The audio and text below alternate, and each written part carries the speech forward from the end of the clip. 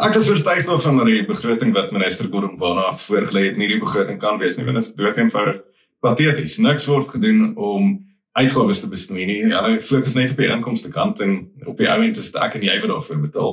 BTW is op en dis nou waar op die media gamer het en dit is natuurlik akelig. Jy kry geen meer waarde vir die produkte wat jy koop nie, maar jy het dalk al 'n SMS of 'n e-pos gekry wat vir jou sê dit moet nou ongelukkig opgaan want BTW is op. Jy sal ook sien in die winkels vir alles wat jy koop gaan jy nou aansienlik meer betaal as in die verlede, want die BTW word gehef op elke faset van die produksieketting. En dan wil dit nog erger maak as jou salaris, waarmee jy in die eerste plek begin. Die beginpunt vir jou begroting is ook onder extra druk, want minister Gordhan Bona het dit eenvoudig besluit, hy skuif nie die belastingkurwe op nie. So wat dit beteken is, jy het nou 'n verhoging gekry, jy betaal sê nou maar 21% belasting op die grootste deel van jou salaris, nou het jy 'n verhoging gekry, nou sal dit 'n groter deel van 'n 25 of 'n 36% kerf, wat in die verlede nie sou gebeur nie, want hulle pas dit gewoonlik aan redelik in lyn met die gemiddelde salarisverhogings, of ten minste met inflasie. So die uiteinde daarvan is, as jy nou na jou betaalstrokie gaan kyk, van hierdie maand te volgende maand af, dan gaan jy stryk, as jy sien hoeveel belasting jy betaal,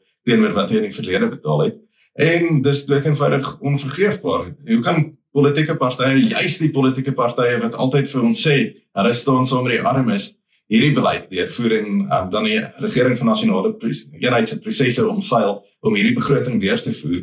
Ons kan dankie sê vir partye wat dit teengestaan het. Dis nou partye soos die DA en die Vryheidsfront Plus wat hierdie proses teengestaan het, maar ongelukkig het hulle niks daarvoor gekry nie. Ander woord om die waarheid te sê, nou vir afskeid deur die res van die partye in die RNE, soos die ANC wat sê, hulle probeer onstabiliteit veroorsaak en al hierdie tipe nonsens. Maar wat gaan meer onstabiliteit veroorsaak is dat jy nie meer geld het om vir jouself en jou gesin te sorg nie. En dit is presies wat hierdie begroting gaan doen. Gordhan Bona moet sy huis in orde kry voor hy ons huis leeg tap.